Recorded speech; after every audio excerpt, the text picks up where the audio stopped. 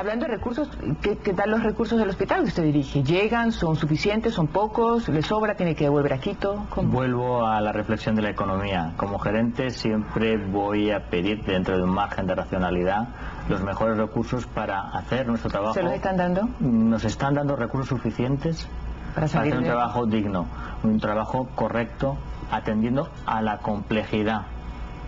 Pero es necesario para la ciudadanía, para la sostenibilidad del sistema, que todos aprendamos a utilizar adecuadamente los servicios de salud. Yo me quedo en ese sentido, recuerdo, es el 70% de pacientes, y eso es un cambio cultural, es un cambio incluso con los propios profesionales, porque no se había trabajado en ese elemento tan importante de comunicación. Estar en este desayuno con usted, María Josefa, es un cambio de paradigma.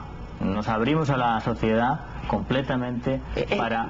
Es su obligación, disculpe, no es un tema cultural, es su obligación porque estamos tratando de un bien público de la salud, de un derecho humano de acceso a la salud. Más allá, es un elemento... No lo pusiera yo como un tema de apertura cultural. Es un elemento facilitador y de sostenibilidad del sistema, porque tenemos que avanzar en lo que se denomina la alfabetización en salud. No solamente conocer los servicios de salud, sino también en que los ciudadanos cada vez conozcan más, cuando tienes un proceso de enfermedad, con fuentes fidedignas, qué es lo que te puede ocurrir, qué signos y síntomas implican una descompensación, cómo me puedo cuidar yo mejor. Y esto solo se puede hacer en la buena coordinación entre la atención primaria y la medicina especializada. Una atención, por ejemplo, que pueda darle la información al paciente, insisto yo, que está muy lejos de ser digno, de ser calificada digna, si esperan 8, 9, 10 horas. Entonces, si de los 100 pacientes que van, 4 o 5, el 80 o el 50%, porque como usted ve, la prensa no tiene acceso a este tipo de... Porque el señor que estaba ahí... Los números aislados... Pero cada número aislado, mucho o poco, es un ser humano con sus angustias y con sus problemas. Permítame. Una persona que requiere una atención en 10 minutos, si está esperando 8 o 9 horas, sería indigno. Una persona y de hecho hay pero no, esto es a lo que voy. Usted da un dato, pero tenemos que ver qué es lo que ha llegado. Sí, y por eso lo aclaro desde el principio. Efectivamente, una crisis cardiovascular tiene que entrar directamente, y entra directamente. Una persona que venga por un proceso que debería ser atendido en atención primaria, y que ha sido valorada según llega. O sea, lo que no puede ocurrir es que esté esperando 9 horas sin una valoración médica.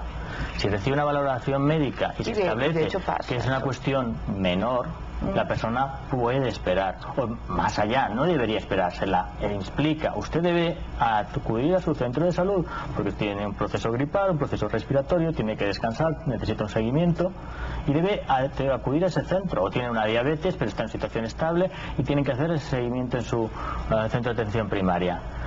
Lamentablemente también la ciudadanía en ese sentido tiene que aprender a confiar en el primer nivel de atención primaria. Hay muchos ciudadanos que cuando les planteas la oportunidad de acudir a su centro de salud, plantean que bueno, no quieren o no tienen porque no confían. Porque no confían. Pues tenemos que trabajar. Un trabajo mucho más integrado. Ahí está, de la mano el hospital con los centros de salud y por supuesto con el acompañamiento de la autoridad de salud. Y con alguien que tienen que ir de la mano también es con todos los agentes y órganos de control para evitar la corrupción que hay en los hospitales. El tema de las medicinas, y lo he dejado para el final de la entrevista, que realmente es lo que preocupa. ¿Cómo es posible que lleguen medicinas diciendo que es para un mes y luego aparece que se acaban en menos de 24 horas? No, mire, en ese sentido también desde mi entrada en la gestión y el nuevo equipo directivo, todos los días por la mañana, primero lo importante. Y en nuestro hospital no faltaron en ningún momento los medicamentos desde nuestro equipo, desde la entrada de este nuevo equipo de organización. No faltaron las medicinas necesarias para atender a los pacientes hospitalizados y especialmente en las áreas críticas. La gente sale con sus recetas ayer comprando. Ahí está, es que nosotros tenemos que garantizar que lo que debe ser atendido en el hospital tiene todos los recursos. Si por intentar atender entonces digámosle, Jonás, a la gente, no es cierto que hay medicina para todo el mundo. Para no sembrar expectativas y no tener ahí 5, 10, 15 gentes con una recetita diciendo, tengo que ir a comprar porque en el hospital me dicen que no hay. El servicio de salud sí tiene medicinas para todo el mundo. Las medicinas que son oportunas. El servicio de salud, cada unidad operativa tiene que concentrarse en lo que debe hacer. ¿Dónde están esas medicinas para todo el mundo? La atención primaria. en atención primaria por los procesos crónicos de primaria, para lo que son los crónicos o los procesos leves que deben ser atendidos en atención primaria. Como en cualquier economía de gran empresa, puede haber incidencias, pero esas incidencias se resuelven. Y por supuesto, lo que no puede pasar y no ha pasado desde la instalación de este nuevo modelo organizativo es que para procesos de vida o muerte, de posibilidades de secuelas importantes en la calidad de vida, es decir, para los pacientes para los que el hospital está creado y para los que debe trabajar, que no les falten los medicamentos y los insumos básicos. Esta es la razón de nuestro ser. Pero cuando eso es lo que debemos priorizar. Cuando una persona entra en crisis por una enfermedad que es crónica, entonces, ¿en qué lista de los medicamentos está? ¿En los que sí, en los que no? Por supuesto, hasta que se estabiliza debe ser. Pero las personas que nos denunciaron ayer se trataban de esos pacientes. No hay medicinas. Vamos a ver, hay pacientes, yo he visto algunos de los testimonios, habría que verlo, como insisto. Entonces, ¿sí hay medicinas según usted? Para tratar lo que debemos tratar, sí. Ahora, muchos pacientes una insuficiencia cardíaca es una enfermedad crónica, que en un momento dado puede tener una crisis. Se estabiliza en el hospital, pero el seguimiento el seguimiento de esa enfermedad crónica, donde mejor puede darse es en la atención primaria, porque existen, de hecho, incluso no solamente con los trabajadores de salud, sino los propios pacientes. Existen los clubs, el club del diabético, el club del hipertenso. Va mucho más allá la asistencia sanitaria de recibir un medicamento. Eso también es un modelo errado. La salud no solamente se afecta con medicamentos, sino con muchas pautas de autocuidado y de estilos de vida. Y es solo queremos saber temas concretos, que comprendemos y lo comprendemos muchísimo más de lo que pueda lucir, que el tema de la medicina y el servicio de acceso a la salud es un servicio integrado, que maneja muchísimas cosas. Factores sociales. Culturales, sociales, políticas públicas, salubridad. Lo debemos discutir en muy buena hora. Hemos tenido durante los últimos años muy buenos médicos a nuestro lado, así que lo tenemos clarísimo. Perfecto. La pregunta es el tema de las medicinas, Jonás. El tema de las medicinas, solamente quiero que el público no tenga expectativas. Muchísima gente está pendiente de que existen o no medicinas. ¿Para qué? La gente pueda tener la certeza de saber que en ese hospital sí hay medicinas para esto y qué medicinas no puede tener expectativas de acceder. Si usted acude al hospital y tiene una situación vital de riesgo, una enfermedad que requiere del concurso de la participación de especialistas, nosotros garantizamos que tenga la medicina necesaria para atender esa situación. Si tiene una patología crónica que debe ser recibir su monitoreo, su seguimiento en la atención primaria, le vamos a derivar a la atención primaria. Y estamos trabajando en optimizar además la prescripción farmacéutica. No es un problema del hospital, no es un problema del Ecuador la variabilidad en la práctica clínica. Hay estudios clásicos y estudios absolutamente recientes del entorno donde yo vengo más inmediato en España, de tasas de variabilidad en determinadas prescripciones altísimas y no están justificadas por razones científicas, ¿no? Entonces también esto es un elemento muy importante de abordaje y no es un problema, insisto, exclusivo del hospital, es un problema general, es una realidad que tenemos que fortalecer y todavía más cuando estamos en entornos que históricamente han tenido dificultades con los recursos.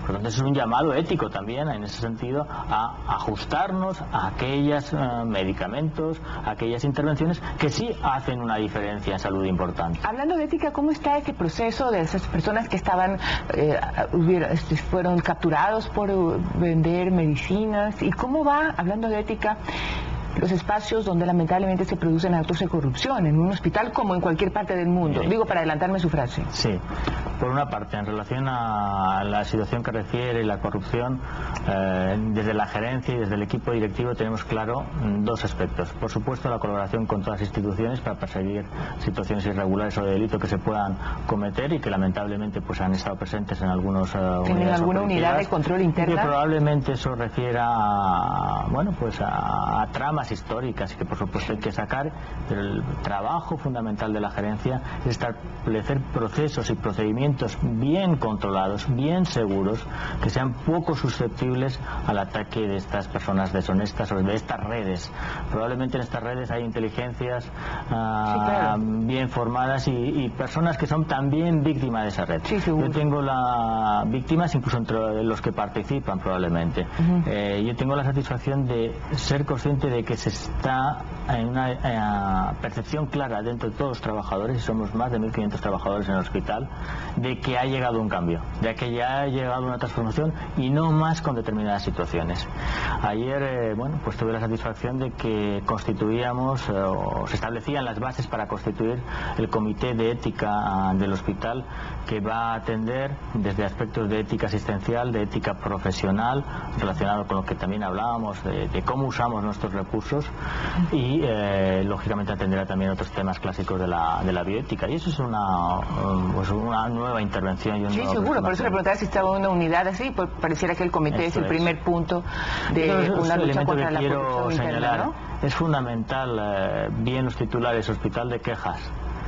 Qué bueno, y vamos a trabajar por ser un hospital que gestiona adecuadamente las quejas.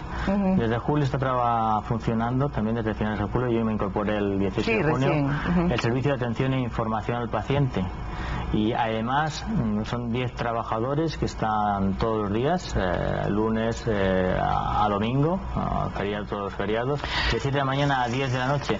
Tienen como objeto no solamente atender situaciones que se puedan producir en el hospital de disconformidad, sino reflejar la queja, ayudar al usuario a expresar la disconformidad con lo que ha ocurrido, para que podamos priorizar intervenciones según lo que está percibiendo la ciudadanía. Hablando de percepción de ciudadanía, ¿usted como gerente va a permitir que entre la prensa? ¿O va a tener que pedir? Vamos a ver, permitir, suena feo. No, es que sí se da cuenta, ¿no? No nos deja entrar, entonces queríamos saber. ¿Usted tiene que pedirle permiso a alguien para que la prensa entre? ¿O tiene autonomía suficiente administrativa para decir, mi gestión es transparente? Mi gestión es transparente, entonces, tenemos todo el aval para hacer visitas, lógicamente, es un hospital.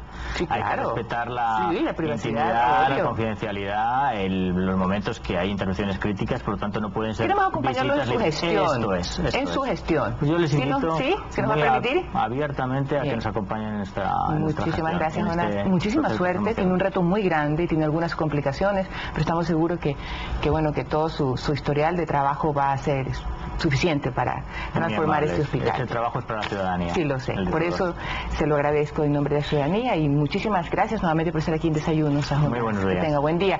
Nos vamos ahora hacia un corte.